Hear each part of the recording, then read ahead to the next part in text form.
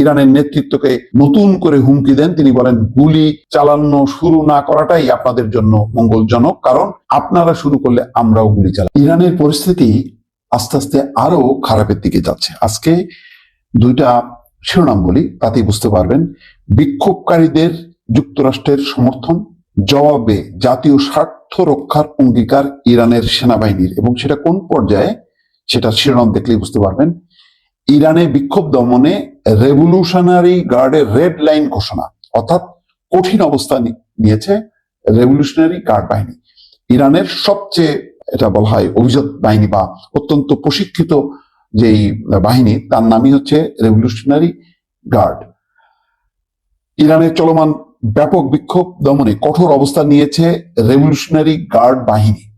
শনিবার এক বিবৃতিতে তারা নিরাপত্তা ইস্যুকে রেড লাইন হিসেবে ঘোষণা করেছে, এবং পরিস্থিতি হচ্ছে এই যে যেহেতু ট্রাম্প এটা নাকি খেলছে এবং মোটামুটি মদত দিচ্ছে বিক্ষোভকারীদের, সেই কারণে ইরান সরকার, ইরানের রেভলিউশনারি গার্ড বাহিনী কঠিন অবস্থান নিয়েছে। তারা বলেছে একটা টেলিভিশনের বিবৃতিতে যে দেশের নিরাপত্তা এবং 1979 সালের ইসলামী বিপ্লবের অর্জন রক্ষা করা কোনোভাবেই আপোষের বিষয় নয়, সাম্প্রতিক পরিস্থিতির ধারাবাহিকতা গ্রহণযোগ্য নয় বলেও উল্লেখ করা হয়। এইদিকে সেনাবাহিনী অভিযোগ করছে যে ইসরায়েল এবং কিছু শত্রুভাবাপন্ন সন্ত্রাসী গোষ্ঠী দেশের জননিরাপত্তা ক্ষুণ্ণ করার চেষ্টা করছে। মানুষের জীবনযাত্রার ব্যয় বৃদ্ধিকে ঘিরে 2 সপ্তাহ ধরে এই বিক্ষোভ চলছে, এবং এটা সত্য যে হঠাৎ করেই ইরানের জনগণ ব্যাপক অর্থনৈতিক সংকটের মধ্যে পড়েছে।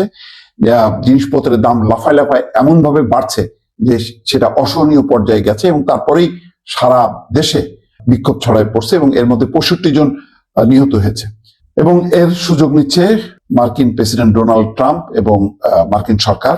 বিবৃতিতে বলা হচ্ছে, সর্বোচ্চ কমান্ডারের নির্দেশনায় সেনাবাহিনী এবং অন্যান্য সশস্ত্র বাহিনী আঞ্চলিক পর্যায়ে শত্রুর তৎপরতা যৌথভাবে নজরে রাখার পাশাপাশি দেশের কৌশলগত অবকাঠামো, জন সম্পত্তি এবং জাতীয় স্বার্থ দৃঢ়তার সঙ্গে রক্ষা করবে।